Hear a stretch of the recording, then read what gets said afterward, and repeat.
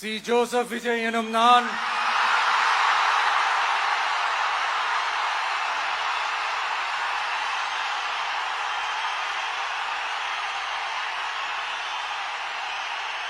சட்டப்படி அமைக்கப்பெற்ற இந்திய அரசியல் அமைப்பின்பால் உண்மையான நம்பிக்கையும் மாறா பற்றும் கொண்டிருப்பேன் என்றும்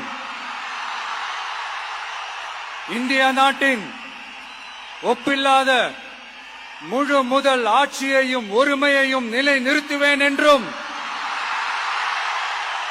தமிழ்நாட்டு அரசின் முதலமைச்சராக உண்மையாகவும் உளச்சான்றின்படியும் என் கடமைகளை நிறைவேற்றுவேன் என்றும் அரசியல் அமைப்பிற்கும் சட்டத்திற்கும் இணங்க அச்சமும் ஒருதலை சார்பும் இன்றி விருப்பு வெறுப்பை விலக்கி பலதரப்பட்ட மக்கள் அனைவருக்கும் நேர்மையானதை செய்வேன் என்றும் ஆண்டவன் மீது ஆணையிட்டு உறுதிமொழிகிறேன்.